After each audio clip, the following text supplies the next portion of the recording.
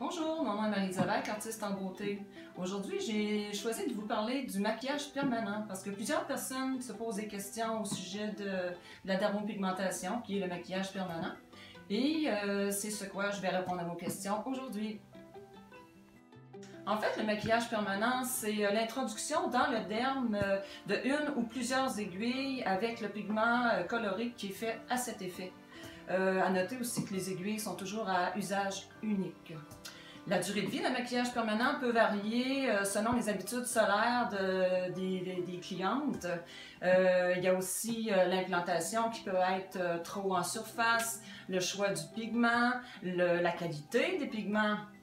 Par contre, avec ma compagnie Biotech, ils ont introduit, eux, dans leur pigment, un anti-UV. Donc, le pigment est moins porté à diminuer au soleil. Le maquillage permanent s'adresse aux femmes et aux hommes. Les femmes, toutes les sportifs en général, les femmes qui détestent se maquiller, les femmes qui détestent voir leur maquillage couler, les personnes handicapées, les gens qui ont des tremblements, les gens qui ont des problèmes visuels, et les hommes, on le fait le cuir chevelu, ainsi que les femmes aussi. Quand c'est trop clairsemé, on peut, à l'aide du maquillage permanent, aller donner un effet d'épaisseur à la chevelure. C'est libre pour chaque personne. On peut aussi aller corriger des cicatrices, des brûlures, des asymétries dans le visage. Il y a plein de raisons pour avoir un beau maquillage permanent. Il y a différentes régions qu'on peut faire dans le visage pour le maquillage permanent. Il y a d'abord les sourcils. On a les deux façons de le faire. On a le sourcil dit tribal. C'est vraiment d'aller donner un effet poudré aux gens qui ont déjà un sourcil en place. Et on a l'effet aussi 3D qui consiste vraiment à aller dessiner du poil à poil pour les gens qui ont presque ou pas de sourcils du tout. Ensuite, on a les lèvres qu'on peut faire le contour avec un léger dégradé. On a les lèvres qu'on peut faire pleines aussi, avec une teinte qu'on choisit et qui s'adapte toujours à la peau de la cliente, la couleur des yeux. On a plein de trucs pour savoir vraiment quel pigment aller choisir. On a pour les yeux, on a l'intralash qui consiste à aller mettre un pigment noir au travers des cils, de la base des cils. C'est vraiment pour donner un effet d'épaisseur aux cils.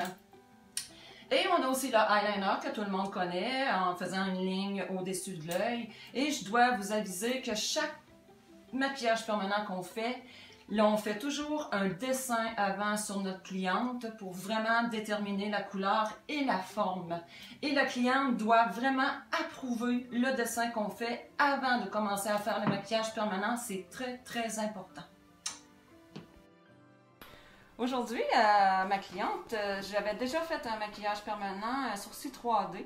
Et aujourd'hui, on fait la retouche parce qu'on doit toujours faire une retouche 5 semaines après avoir fait le maquillage. Pourquoi? Parce que il n'y a pas une personne qui réagit pareil aux pigments et notre corps rejette des pigments à certains endroits plus que d'autres.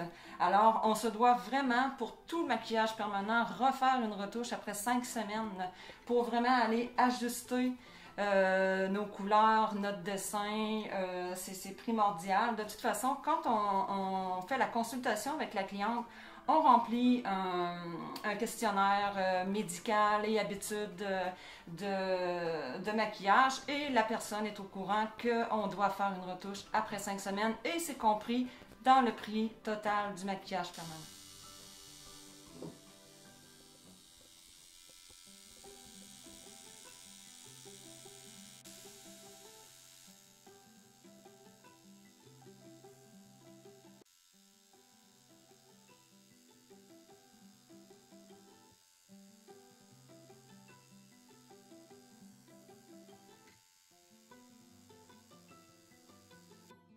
Si jamais vous avez des questions au sujet du maquillage permanent, n'hésitez pas à me consulter. Appelez-moi, ça me fera plaisir de vous répondre et ça me fera plaisir de vous rencontrer.